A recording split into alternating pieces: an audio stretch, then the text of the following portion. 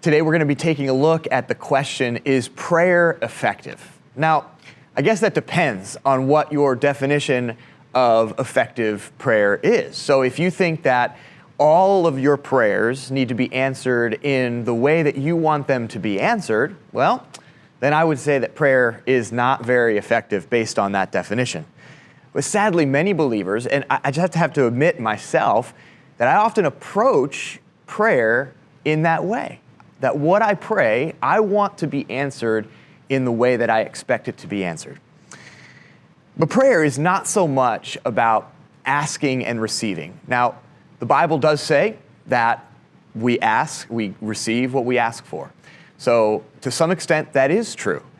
But prayer is a spiritual discipline that both develops our relationship with God and deepens as our relationship with God grows.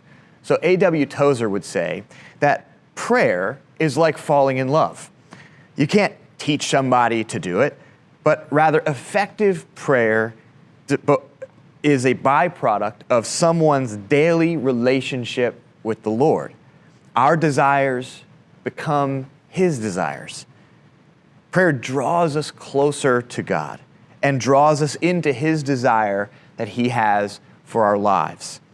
So effective prayer, or an effective prayer life, brings us more into communion with God, which means that we are praying continually, that we are mindful of unconfessed sin, and that our prayers are not focused on self.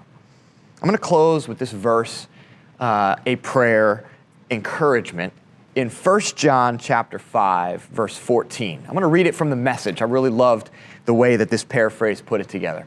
And it says this, "And how bold and free we then become in His presence, freely asking according to His will, sure that He's listening. And if we're confident that He's listening, we know that what we've asked for is as good as ours."